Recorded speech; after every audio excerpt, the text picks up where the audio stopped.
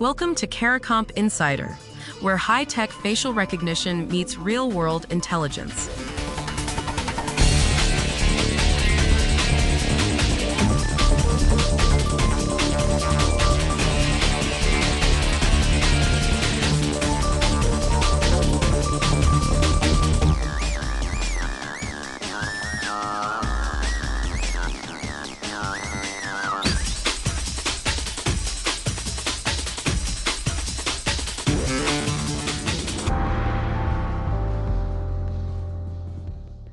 Imagine two people standing side by side. They hand the exact same facial recognition system, the exact same kind of photo.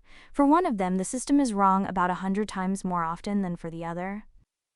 And the only difference between them is the kind of face they were born with.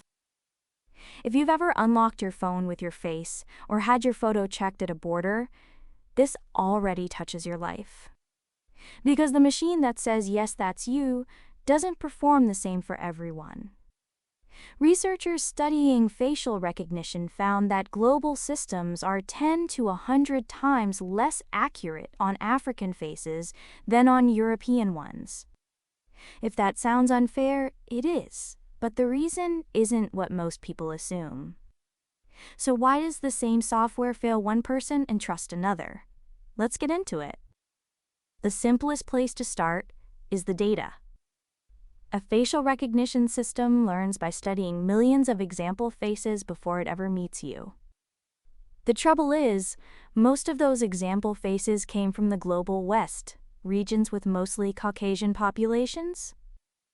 So an algorithm might hit 99% accuracy on European faces, then drop to 60% or lower on African ones.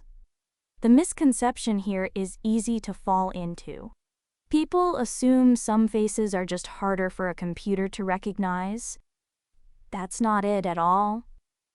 The algorithm simply never saw enough variety during training to learn what to look for. For the rest of us, that means a system can be confident and wrong at the same time, and you'd never know which. That gap gets wider because of something biologists have known for years. African populations carry the widest range of physical variation on Earth, shaped by the longest evolutionary history of any group. That shows up in face shape, skin texture, nose and lip shape, hair, eye color, far more variation than a narrow training set ever captured. So a system built around one standard face type meets a richness of human difference it was never taught to handle. Now, the obvious fix seems simple. If Europe wrote a strong rule for this technology, why not just copy it everywhere? People believe that because a good law feels universal, fairness is fairness, right? But a regulation quietly assumes a whole world underneath it. Europe has funded watchdog agencies, standardized ID formats, and data that reflects its own population. Across Africa's 54 countries, many have passed strong data protection laws but haven't built the agencies to enforce them. So the law exists on paper, but no one has the staff or budget to audit the systems. Copy the rule without the machinery behind it, and you get a law that looks good and does nothing. There's an analogy that makes this click. A speed limit written for a German highway means nothing on the streets of Lagos. Same words, completely different roads, different traffic, different enforcement.